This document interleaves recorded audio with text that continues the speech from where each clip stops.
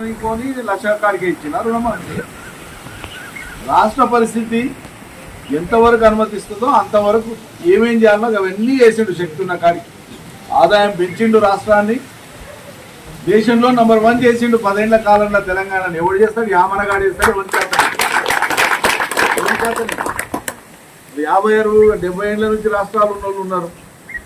ఉత్తరప్రదేశ్ లాంటివి పాత రాష్ట్రాలు పెద్ద రాష్ట్రాలు మధ్యప్రదేశ్ మహారాష్ట్ర పెద్ద రాష్ట్రాలు మరి ఎందుకు వెనకబడ్డాయి 10 ఏళ్లలోనే కేసీఆర్ ఎందుకు తెలంగాణ తెచ్చి దేశంలో నంబర్ 1 చేసి అన్ని రంగాలలో మనం చెప్తలేము ఈ మాట ఇప్పుడు ఏలుతున్నటువంటి సర్కారే కేంద్ర ప్రభుత్వమే ఏ రంగంలో ఏ రాష్ట్రం ఎక్కడ ఉంది అని లెక్కలు తీసి చెప్పినప్పుడు భారతదేశంలో ఆర్థికంగా ఎదుగుదలలో వేగంగా ఎదుగుదలలో కానీ ప్రజల తలసరి ఆదాయంలో కానీ రాష్ట్రంలో ఉండేటువంటి మొత్తం సంపదను లెక్కేసి ఇక్కడ జనాభాను లెక్కేస్తే అది తలసరి ఆదాయం అంటారు దాన్ని ఆ తలసరి ఆదాయం మనది తెలంగాణ వచ్చినాడు ఈ రాష్ట్రంలో ఉండేటువంటి మొత్తం సంపదను లెక్కేసి రాష్ట్రంలో ఉన్న 3.5 కోట్ల మందికి ఆయల్లా లెక్క చుట్టుకింత లెక్క కడితే ఎంత అవుతుందంటే నాకు 1000 ఉండొచ్చు ఈయనకు 100 ఉండొచ్చు సగటున జనాభా లెక్క తీస్తే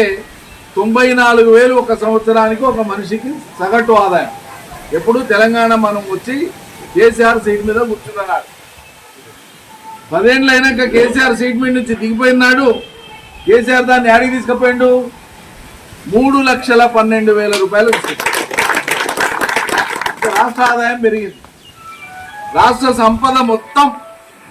5 లక్షల కోట్ల విలువైనటువంటి సంపద ఉంటే ఉత్పత్తి అన్ని రంగాల ఉత్పత్తి దాని సంపద అంటాం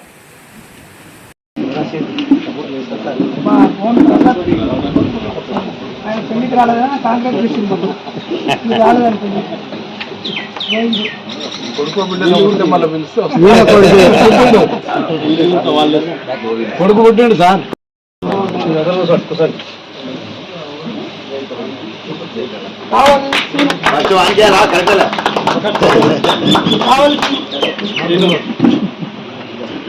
కావాలి సీను